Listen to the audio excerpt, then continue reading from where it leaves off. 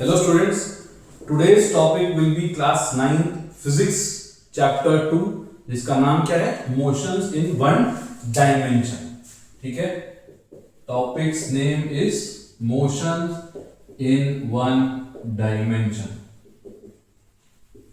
उसके पहले हम लोग एक चीज के बारे में पढ़ते हैं, वो क्या है फिजिकल क्वांटिटी। फिजिकल क्वांटिटी क्या होता है? Any such quantity with which we can define something.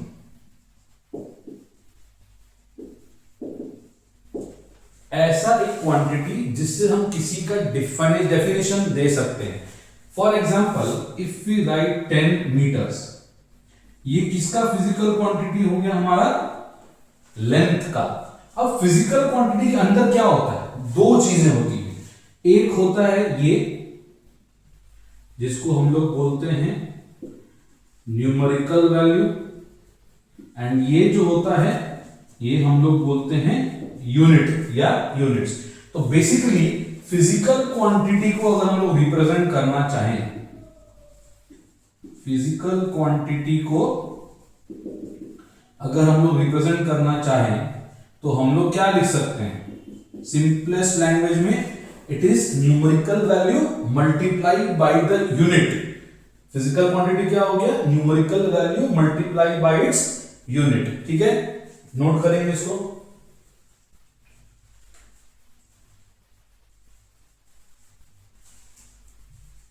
अब फिजिकल क्वांटिटी जो होता है ये दो तरीके का होता है। One is scalar quantity and one is vector quantity. ये लोअर क्लासेस में हम लोग शायद सुने होंगे, अगर नहीं भी याद है तो आज रिवाइज करते हैं इसको। स्केलर क्वांटिटी क्या होता है? Any such unit which has no direction। क्या होता है? ऐसा कोई भी फिजिकल क्वांटिटी जिसका यूनिट का डायरेक्शन नहीं होता है।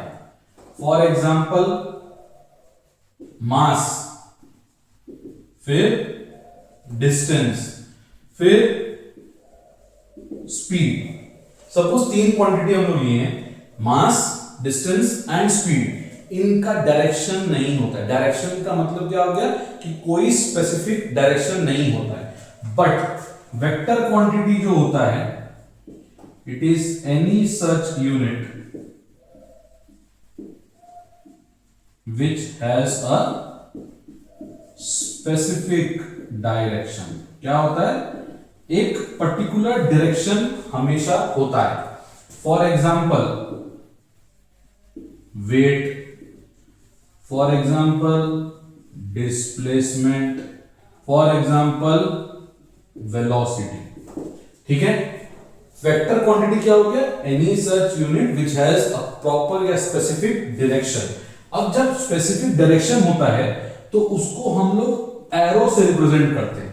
जैसे 10 मीटर, 10 मीटर के अगर हम ऊपर लिख दिए ये चीज तो इट कैन बी क्या? It can be displacement. क्या हो सकता है? डिस्प्लेसमेंट। फिर अगर 5 मीटर पर सेकंड के ऊपर हम एरो दे दिए तो ये क्या हो सकता है? हमारा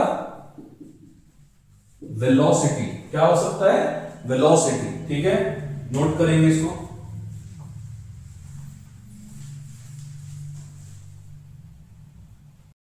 अब हम लोग पहला एक क्वांटिटी के बारे में डिस्कशन करेंगे। वो पहली क्वांटिटीज कौन सी हैं? वो पहली क्वांटिटीज हैं लेंथ की। लेंथ में पहला होता है डिस्टेंस। क्या होता है? डिस्टेंस। ये क्या होता है? It is the total path travelled by a body. क्या होता है? It is the total path travelled by a body. Suppose हम एक पॉइंट पे थे, ए पॉइंट पे, और दूसरा पॉइंट कहां है, बी। ए से बी तक जो लेंथ हुआ, ए से बी तक जो लेंथ हुआ उसको हम क्या नाम दे सकते हैं, डिस्टेंस। ठीक है, it is represented as capital S. Distance को हम लोग डी लिखते थे पहले, अब हम लोग किससे रिप्रेजेंट करेंगे, कैपिटल एस से। तो अब जब किसी भी फिजिकल क्वांटिटी के बारे में पढ़ेंगे, अब से हम लोग सबसे पहले उसका यूनिट के बारे में पढ़ेंगे। किसके बारे में, यूनिट के बारे में। इसका एसआई यूनिट क्या होता है, मीटर। एसआई मतलब स्टैंडर्ड इंटरनेशनल यूनिट। और अगर एसआई पढ़ते हैं तो उसका सीजीएस यूनिट भी हम लोग दिमाग में रखेंगे, क्योंकि दोनों से ही हम लोग न्यूमेरिकल्स आगे चल के सॉल्व किया जाएगा। ठीक है, दूसरा फिजिकल क्वांटिटी लेंथ का क्या हो जाएगा, डिस्प्लेसमेंट। क्या हो जाएगा, डिस्प्लेसमेंट। ये यूनिक चीज है। कैसा है, ये बोलता है it is the shortest path travelled by a body. क्या है, it is the shortest path travelled by a body. इसको भी हम लोग रिप्रेजेंट करते हैं किससे, कैपिटल एस से। बट क्योंकि डिस्प्लेसमेंट जो होता है ये एक वेक्टर क्वांटिटी होता है, तो इसको हम लोग सिर्फ एस नहीं लिखेंगे, एस के ऊपर क्या लिखेंगे, एक एरो, जो भी पहले किए थे। तो जो भी वेक्टर क्वांटिटी होता है उसके ऊपर हम लोग क्या डालते हैं, एरो। उसका एसआई यूनिट क्या हो जाएगा, मीटर ही रह जाएगा। ठीक है, और सीजीएस सेंटीमीटर। ठीक है, राइट डाउन। अब आगे देखते हैं, एक डायग्राम ड्रॉ करते हैं। सपोज हम लोगों को ए से सी पॉइंट तक जाना है, ए से सी पॉइंट तक जाना है। पहला केस हम लोग लेते हैं क्या, ए से बी गए फिर सी पे गए। ठीक है, और दूसरा केस क्या लेते हैं, ए से डायरेक्टली हम लोग सी पॉइंट तक विजिट करें। सपोज मेरे को कैलकाटा से दिल्ली जाना था, कैलकाटा से दिल्ली जा रहे हैं। पहला केस हम क्या लिए कि कैलकाटा से बॉम्बे चले गए, बॉम्बे से फिर कैलकाटा दिल्ली चले गए। यहां पे क्या हो रहा है, डायरेक्टली कैलकाटा से फ्लाइट लेके हम दिल्ली जा रहे हैं। अब यहां पे एक डायग्राम से रिप्रेजेंट करो। देखो, अपना मेन मोटिव क्या था, ए से सी पहुंचना। पहला केस क्या है, सपोज हम यहां से उठ के यहां गए, फिर बी से उठ के कहां चले गए, सी तक। सपोज ये जो लेंथ था ये 3 मीटर था और ये जो लेंथ था वो 4 मीटर था। अब ये जो डिस्टेंस हो रहा है यही डिस्टेंस है, ए से बी गए, बी से फिर सी तक गए। तो ये जो केस हुआ, ए से बी जाना और बी से सी जाना, ये हमारा क्या हुआ, डिस्टेंस हुआ। क्या हुआ, हमारा डिस्टेंस हुआ। ठीक है, अब यहां पे डिस्टेंस का पहले क्या मतलब था कि कोई भी डायरेक्शन स्पेसिफिक नहीं होता है। तो यहां पे डायरेक्शन स्पेसिफिक नहीं हुआ क्योंकि ये यहां से यहां जा रहा है और ये यहां से यहां ट्रैवल कर रहा है। तो डायरेक्शन क्या हो गया, इट गॉट चेंज। जब भी डायरेक्शन चेंज हो जाएगा तो वो कैसा क्वांटिटी हो जाएगा, स्केलर क्वांटिटी हो जाएगा। कैसा क्वांटिटी हो जाएगा, स्केलर क्वांटिटी हो जाएगा। अब सपोज ए से सी जाना है, डायरेक्टली जाना है, तो सपोज यहां पाइथागोरस थ्योरम अप्लाई करते हैं तो ये कितना यूनिट निकला, कितना डिस्टेंस निकला, 5 मीटर। अब ये जो 5 मीटर डिस्टेंस निकला, दिस इज द डिस्प्लेसमेंट। क्या आया, ये डिस्प्लेसमेंट। क्यों, क्योंकि it is the shortest path travel. अब जैसे ए से बी गए फिर बी से सी गए, तो मेरा डिस्टेंस कितना आ गया भाई, 7 मीटर। 3 और 4 ऐड करके कितना है, 7 मीटर। बट इस केस में क्या आया, सिर्फ 5 मीटर। तो ये हमारा क्या हो जाएगा, डिस्टेंस, एंड 5 मीटर हमारा क्या हो जाएगा, डिस्प्लेसमेंट। अब डिस्टेंस के केस में डायरेक्शन चेंज हो गया, यहां से यहां गया फिर नॉर्थ डायरेक्शन में चला गया, लेकिन यहां पे क्या हो रहा है, ए से सी डायरेक्टली गया, मेंटेनिंग अ स्पेसिफिक डायरेक्शन। तो डिस्प्लेसमेंट क्या हो गया, एक वेक्टर क्वांटिटी हो गया। क्या हो गया, वेक्टर क्वांटिटी हो गया। ठीक है, लिख लो।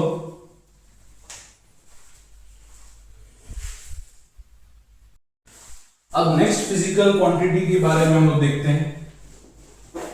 ठीक है, वो कौन सी है, वो है स्पीड एंड वेलोसिटी। स्पीड क्या होता है, it is nothing but ratio, it is a ratio of distance to time taken. क्या होता है, डिस्टेंस टू टाइम टेकन, मतलब स्पीड को हम क्या लिख सकते हैं, डिस्टेंस अपॉन टाइम। क्या लिख सकते हैं हम लोग, डिस्टेंस अपॉन टाइम। तो इसका जो यूनिट हो गया, क्या हो गया, मीटर पर सेकंड। कैसे, डिस्टेंस का यूनिट होता है मीटर, टाइम का ऐसा यूनिट क्या होता है, सेकंड्स। तो ये क्या हो गया, मीटर पर सेकंड, या हम लोग ये भी लिख सकते हैं। ठीक है, क्योंकि टाइम नीचे है, हम लोग प्रेफर करते हैं कि इसी फॉर्म में लिखें, क्योंकि कभी कभी क्या होता है, -1 देना हम लोग भूल जाएंगे एग्जाम में, तो अगर वो भूल गए तो ऐसा यूनिट इसका नहीं माना जाएगा। और क्योंकि स्पीड किस पे डिपेंडेंट है, डिस्टेंस और टाइम दोनों पे। टाइम जो होता है ये हमेशा स्केलर होता है, इसका कोई भी डायरेक्शन कभी होगा ही नहीं, और डिस्टेंस का भी क्या होता है, स्केलर ही होता है। तो उस हिसाब से स्पीड क्या होगा, स्पीड भी क्या हो गया, स्केलर क्वांटिटी। क्यों, बिकॉज डिस्टेंस इज स्केलर। ठीक है, अब वेलोसिटी देखते हैं। वेलोसिटी क्या होता है, it is a ratio of displacement to the time taken. क्या होता है वेलोसिटी, क्या होता है, it is the ratio of displacement to the time taken. तो हम लोग वेलोसिटी को क्या लिख सकते हैं, it will be displacement by time. तो यहां पे भी इसका ऐसा यूनिट क्या हो जाएगा, मीटर पर सेकंड, क्योंकि डिस्प्लेसमेंट का वैसा यूनिट मीटर ही होता है, टाइम का सेकंड्स होता है। यहां पे हम लोग एक एरो देंगे, क्यों देंगे, क्योंकि displacement is a vector quantity, इसीलिए हम लोग एरो देंगे। बट न्यूमेरिकल्स में एरो देने का कोई जरूरत नहीं है, क्योंकि क्वेश्चन में ऑलरेडी मेंशन्ड है कि वेलोसिटी निकालना है। वेलोसिटी निकालना है तो ऑटोमेटिकली वो कैसा क्वांटिटी हो जाएगा, वेक्टर क्वांटिटी। तो हम लोग एरो का फॉर्म में नहीं छोड़ेंगे आंसर को। ठीक है, नोट इट डाउन।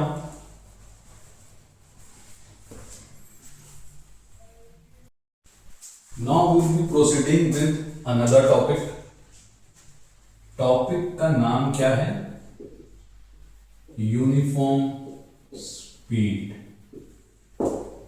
क्या होता है देखते हैं। यूनिफॉर्म स्पीड क्या है, एक body is said to be moving in अ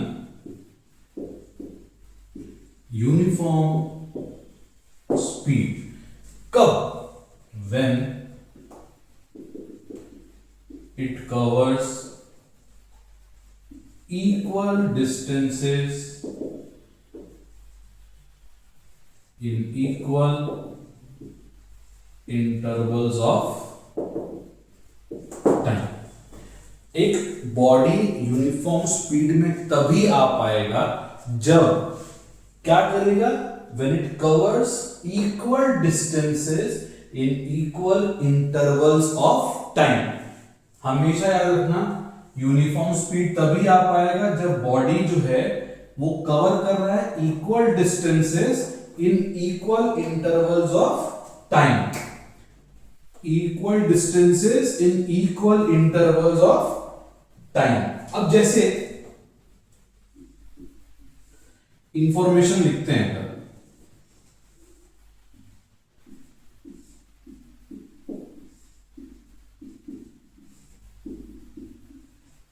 जैसे ये है, छोटा सा इंफॉर्मेशन के हिसाब से समझाएंगे। टाइम कितना था पहला केस में 0 सेकेंड्स, डिस्टेंस कितना था 0। अगर टाइम 1 सेकेंड हुआ, डिस्टेंस कितना बन गया 5 मीटर।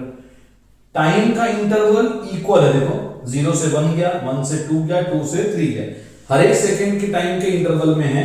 एंड डिस्टेंस क्या हो रहा है, 5-5 मीटर करके क्या हुआ, वो बढ़ रहा है।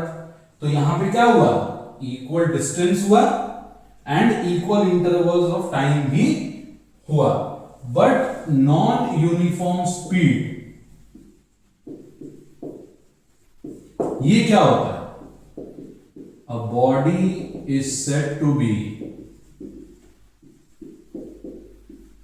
moving in non-uniform speed when it covers unequal distances. कैसा कवर करता है, unequal distances but in equal intervals of time. क्या करता है, अनइक्वल डिस्टेंसेस कवर करेगा, बट टाइम का इंटरवल हमेशा इक्वल ही रहेगा। फॉर एग्जाम्पल, ये डिस्टेंस था, ये टाइम था, 0 पे सपोज 0 ही है, 1 पे 5 है, 2 पे 11 चला गया, 3 पे 19 हो गया, 4th सेकेंड पे 21 हो गया। तो यहां पे क्या हुआ, टाइम का इंटरवल इक्वल था, बट डिस्टेंस का इंटरवल देखो क्या हो गया, सबका अलग अलग हो गया। अनइक्वल था उसमें, इसमें कैसा था, इक्वल था। तो ये हो गया क्या, यूनिफॉर्म स्पीड, और वो क्या हो गया, नॉन यूनिफॉर्म स्पीड। अब यूनिफॉर्म वेलोसिटी भी होता है, सेम डेफिनेशन है, वो हम नहीं लिख रहे हैं। उसमें चेंज क्या आएगा, वहां पे क्या आ जाएगा, इक्वल डिस्प्लेसमेंट्स, डिस्टेंस की जगह डिस्प्लेसमेंट आ जाएगा, बाकी सब कुछ एज इट इज ही रहेगा। ठीक है, लिख लो।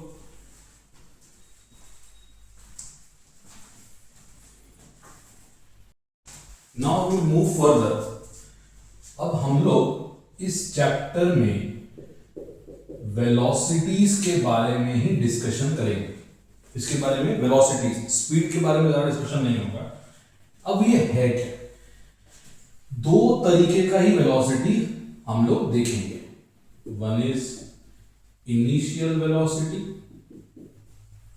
And one is final velocity. Initial velocity जो होता है, it is represented by the letter small u, and final velocity जो होता है, it is represented by the letter small v। ठीक है, छोटा, बड़ा नहीं। अब इनिशियल वेलोसिटी क्या होता है, ये होता है एनी सच वेलोसिटी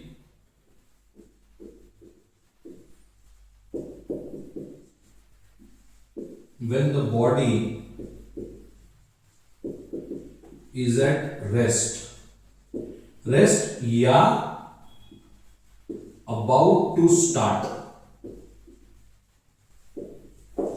और फाइनल वेलोसिटी क्या होता है, any such quantity, any such velocity, sorry, when the body comes to rest। मतलब इनिशियल वेलोसिटी क्या हुआ कि बॉडी, जैसे हम लोग यहाँ पे स्टैंडिंग पोजीशन पे खड़े हैं, हम लोगों का इनिशियल वेलोसिटी 0 है, स्टार्टिंग ऑफ द वेलोसिटी हमेशा क्या होगा, 0 होगा। एंड अगर हम कहीं वॉक करके रुक गए तो मेरा क्या होगा, फाइनल वेलोसिटी 0। क्यों, क्योंकि हम लोग क्या बोला है, it is the velocity when the body comes to rest. ठीक है, अब दूसरा एग्जांपल देखते हैं इसका कि और कब कब इनिशियल और फाइनल हम लोग मान सकते हैं। सपोज एक बॉल है ग्राउंड पे, या मेरे हाथ में, इसको हम ऊपर की तरफ फेंकेंगे। क्या हो रहा है, एक बॉल था मेरे हाथ में था, इसको हम ऊपर की तरफ फेंकेंगे। फेंकने से क्या होगा, जब हम किसी ऑब्जेक्ट को ऊपर की तरफ फेंकेंगे तो हमारा इनिशियल वेलोसिटी जो होगा वो कुछ ना कुछ तो होगा। अगर कुछ नहीं हुआ तो बॉल ऊपर जाएगा नहीं। तो और जब बॉल ऊपर चला गया तो एक सर्टेन हाइट के बाद वो रुकता है तो उसका फाइनल वेलोसिटी कितना हो जाएगा, 0। मतलब अगर यहां से बॉल ऊपर फेंके तो यहां रुकने पे क्या हो गया, फाइनल वेलोसिटी 0 हो गया। और दूसरा केस, ऊपर से नीचे हम फेंक रहे हैं बॉल को, तो सपोज एक बिल्डिंग पे बॉल है या इस हाइट पे, ये बिल्डिंग का टॉप है, यहां पे बॉल रखा हुआ है, बॉल को नीचे गिराना है। तो जब यहां रखा हुआ है तब उसका इनिशियल वेलोसिटी क्या हो जाएगा, 0 हो जाएगा। क्यों, क्योंकि इट वॉज एट रेस्ट। कहां पे था, रेस्ट पे था। और लास्ट में जब बॉल आ रहा है तब फाइनल वेलोसिटी उसके पास कुछ ना कुछ होगा। लेकिन ये कब होता है, just before touching the ground.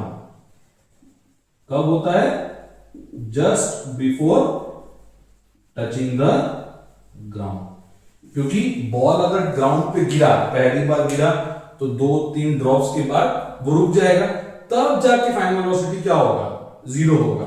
लेकिन just before touching the ground final velocity क्या होगा, हमेशा कुछ ना कुछ होगा। ठीक है, नोट करेंगे।